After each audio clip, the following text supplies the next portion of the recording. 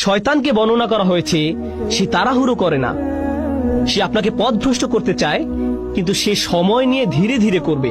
সে আপনার কাছে আসে, আপনি বলেন আউযু বিল্লাহি মিনাশ শাইতানির রাজিম, সে তখন বলবে ওকে আমি একটু পর আবার আসবো, চিন্তা করো না, আমাদের হাতে সময় আছে। সে একটু পর আবার আসবে, এরপর আবার আসবে, এরপর আবার আসবে, আপনাকে অবিশ্বাসী বানানোর জন্য বা আপনাকে দিয়ে পাপ করানোর জন্য।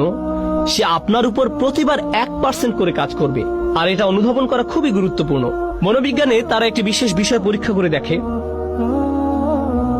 এর নাম হলো স্লো বয়েল, ধীর গতির সিদ্ধ। তারা একটি ব্যাঙকে নিয়ে ফুটানো পানিতে ছেড়ে দেয়, এটি তখন সাথে সাথে লাফ দিয়ে বের হয়ে যায়। এরপর ব্যাঙটাকে নিয়ে স্বাভাবিক পানির একটি পাত্রে ছেড়ে দেয়, আর তারা পাত্রটির নিচে ধীরে ধীরে তাপ দিতে থাকে। এক সময় তাপমাত্রা তীব্র আকার ধারণ করে, কিন্তু ব্যাঙটা কখনোই লাফ দিয়ে বের হয় না, সেখানেই তার মৃত্যু ঘটে। সে এমনকি বুঝতেও পারে না যে তার তাপমাত্রা ধীরে ধীরে বৃদ্ধি পাচ্ছে। শয়তান আপনাকে দিয়ে হারাম কাজ তাৎক্ষণিক করাতে চায় না, কারণ আপনি বুঝতে পারেন এটা একটা ভুল। আপনি আল্লাহর আশ্রয় প্রার্থনা করেন, তো সে আপনার কাছে আসবে নির্দোষ সব বিষয় নিয়ে। আপনি তখন ভাববেন এতে আর কি সমস্যা, মানুষ এটাকে শুধু শুধু খারাপ মনে করে, কিন্তু আপনি বুঝতেও পারবেন না। এরপর সে আপনার কাছে এসে সামান্য একটু পদস্খলন ঘটাবে, আপনার আশেপাশে সবাই বলবে এটা করো না। আপনি তখন মুখ ঘুরে বলবেন এটা কি হারাম, আমি এমন কি করেছি, আমি কি কাউকে খুন করেছি, কি ভুল করেছি আমি। শয়তান ঠিক এই কাজটাই করে। দাল্লাহুমা বিগুরুর, সে আমাদের পিতামাতার সাথেও সব ধরনের প্রতারণার মাধ্যমে এই পদ্ধতি অবলম্বন করেছিল। ব্যাপারটা ইন্টারেস্টিং যে আরবিতে গুরুর মানে প্রতারণা, আবার এর দ্বারা অহংকার বোঝায়। সে মানুষের অহমিকা জাগিয়ে দেয়। মানুষ যখন ছোটখাটো ভুল করে আর কেউ সে ভুল ধরিয়ে দিলে বা স্মরণ করিয়ে দিলে, এটা স্বামী হোক বা স্ত্রী হোক, বাবা হোক বা মা হোক, কেউ ভুল ধরিয়ে দিলে সাথে সাথে সে মাগরুর হয়ে ওঠে, সাথে সাথে রাগান্বিত হয়ে ওঠে। না, কি বলছো তুমি, তুমি কে আমার ভুল ধরার। এইভাবে তাদের ইগো ভালো হওয়ার পথ বন্ধ করে দেয়। যে সমস্যাটা শয়তানের নিজের ছিল, অহংকারের সমস্যা। যাই হোক, অনেক সময় ধরে চেষ্টা করার পর সে সফল হলো। সে আমাদের পিতামাতাকে মুহূর্তের মধ্যে গাছের কাছে নিয়ে যেতে পারেনি। সে তাদের কুমন্ত্রণা দিল, আর তারা সাথে সাথে বলে উঠল ভালো বুদ্ধি, ঠিক আছে চলো। না না না, এতে অনেক লম্বা সময় লেগেছিল তারা সেখানে যাওয়ার পূর্বে। অবশেষে তারা তাদের আদি ভুলটি করে ফেলল।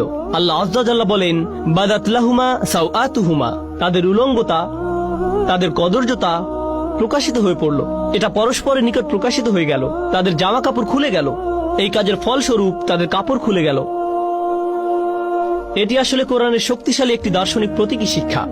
আমরা শুধু এর ভাবকে আক্ষরিক অর্থে গ্রহণ করি না, কিন্তু এর ভেতরে রয়েছে বহু প্রজ্ঞা।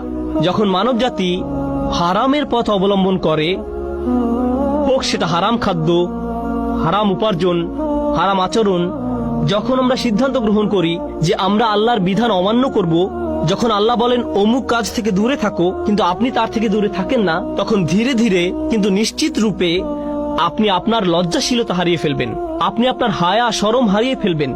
জিহ্বা দিয়ে নোংরা শব্দ বের হবে, এর উপর নিজের কোনো নিয়ন্ত্রণ থাকবে না। আপনি নির্লজ্জ হয়ে পড়বেন কথায়, নির্লজ্জ হয়ে পড়বেন দৃষ্টিতে, নির্লজ্জ হয়ে পড়বেন কাজের ক্ষেত্রে। এভাবে শুধু পতন হতে থাকবে।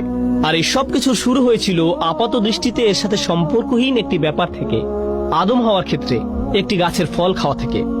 আর আমাদের ক্ষেত্রে যখন কোনো ব্যাপারে আমরা আল্লাহকে অমান্য করব, তার নিষিদ্ধকৃত বস্তুর নিকটে যাব, আমাদেরকে দেয়া আল্লাহর শ্রেষ্ঠ উপহার, আমাদের হায়া, আমাদের লজ্জা, আমাদের শালীনতা, আমাদের সংকোচের চেতনা চুরমার হয়ে যাবে। আমরা এর অযোগ্য হয়ে পড়ব। তারা যখন এই কাজ করলো, তাদের কাপড় খুলে গেল। ফলে তারা কি করলো? তারা সাথে সাথে জান্নাতের পাতা দিয়ে নিজেদের ঢাকতে শুরু করলো। তারা অপমানিত হলো এবং নিজেদের লজ্জা ঢাকতে লাগলো। আমরা এখান থেকে কি শিখছি?